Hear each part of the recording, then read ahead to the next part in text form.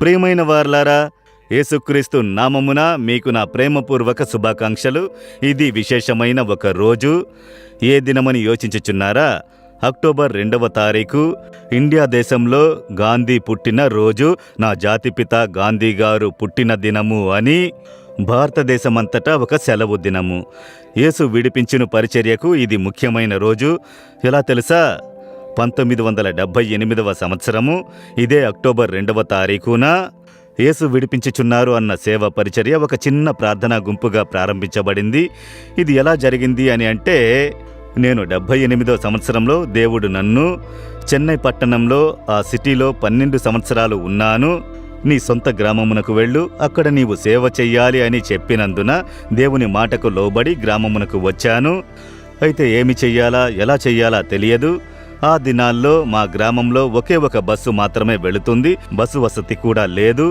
Current ఉంటుంది, light వెలిగితే వెలుగు అంతగా ఉండదు, చదవలేము. అలా ఎలక్ట్రిసిటీ వసతి కూడా లేదు. అలాంటి ఒక చిన్న గ్రామము అది.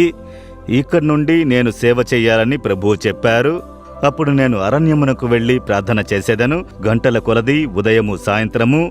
అప్పుడు పరిచర్య లేదు కదా, నేను కనిపెట్టుకుని నేను ఏం చెయ్యాలి, ఇక్కడ నుండి నేను ఏం చేయుటకు ఇష్టపడుచున్నారని అడిగినప్పుడు, అనేక దినముల ప్రార్థన తర్వాత ఒకరోజు సాయంత్ర సమయము దేవుడు ఒక గొప్ప దర్శనమును నాకు చూపించారు. ఇవన్నిటినీ నీవు చెయ్యాలి, నీ ద్వారా ఇవన్నీ గ్రామం నుండి నేను చేయబోచున్నానని చెప్పారు. నేనసలు నమ్మలేకపోయాను. ఈ గ్రామంలో నుండి ఇంత గొప్ప కార్యములు ఎలా చెయ్యగలము? ఎలాంటి వసతి లేదు గ్రామము నుండి.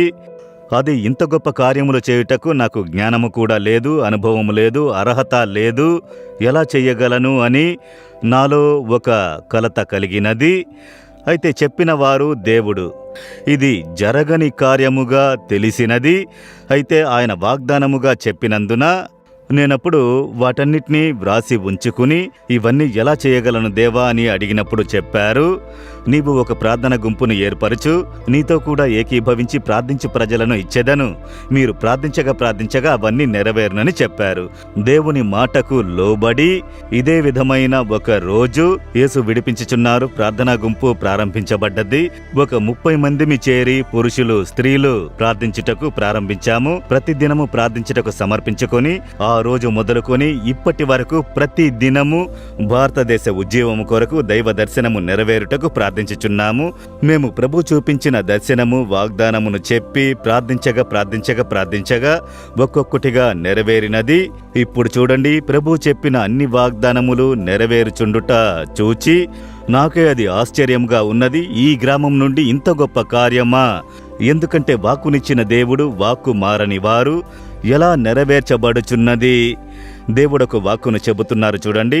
ఆదికాండము 28వ అధ్యాయము 15వ వచనములో, నేను నీకు తోడయుండి నీవు వెళ్లి ప్రతి స్థలమందు నిన్ను కాపాడుచు నేను నీతో చెప్పినది నెరవేరు వరకు నిన్ను విడువనని చెప్పగా, మిమ్మల్ని చూసి చెబుతున్నారు, నా కుమారుడా, నా కుమార్తె, నేను నీకు వాక్కునిచ్చాను కదా, దాన్ని నెరవేర్చు వరకు నిన్ను చేయి విడువను. అదే దేవుడు, చేయి విడువని దేవుడు, వాక్కు మారని దేవునిగా ఆయన ఉన్నందువలన ఈ కార్యములన్నీ ఇప్పుడు నెరవేరుట నేను చూచుచున్నాను. ఆయన దర్శనములో ఏది చూపించినారో, ఏది వాక్కుని ఇచ్చారో ఆయన మాట తప్పని దేవునిగా ఇప్పటి వరకు నెరవేర్చుచున్నారు. మీ జీవితంలో దేవుడు వాక్కునిచ్చి ఉంటారు, దర్శనము ఇచ్చి ఉంటారు. అయితే మీరు దాన్ని చెప్పి ప్రార్థించాలి. ఆ వాగ్దానమును చెప్పి, దర్శనమును చెప్పి ప్రార్థించగా అది నెరవేరుట చూడగలరు. ఇదే యేసు నేర్పించారు. మీరు కూడి ప్రార్థించుడి, మీరు ప్రార్థించగా వాటన్నిటిని నెరవేర్చుదునని చెప్పారు. అలాగే చేయుచున్నారు. మీ జీవితంలో సోలిపోయారా? వాక్కునిచ్చారే, నెరవేరలేదే. దర్శనమునిచ్చారే, నెరవేరలేదే. ప్రార్థించుడి, ఉపవాసముండుడి, కనిపెట్టుకుని ఉండుడి. మీరు ప్రార్థించగా అది నెరవేరును. చెప్పిన దేవుడు వాక్కు మారనివారు. నీకు చెప్పినది నేను చేయనట్లుగా నిన్ను విడువను, ఎడబాయనని చెప్పారు. విశ్వసించుడి. ఈ దినం అలాగే దేవుని స్తుతించి, ఈ సేవ కొరకు స్తోత్రించి, మీకు ఇచ్చిన వాగ్దానమును చెప్పి ప్రార్థించుడి. దేవా, మీరు ఎంత అద్భుతమైన దేవుడు! మీరు ఈ పరిచర్యను ఇదే విధముగా ఒకరోజు ప్రార్థనా గుంపును ప్రారంభించి చెప్పిన వాటన్నిటినీ, వాగ్దానములన్నిటినీ అలాగే నెరవేర్చి ఇచ్చినందుకు స్తోత్రములు.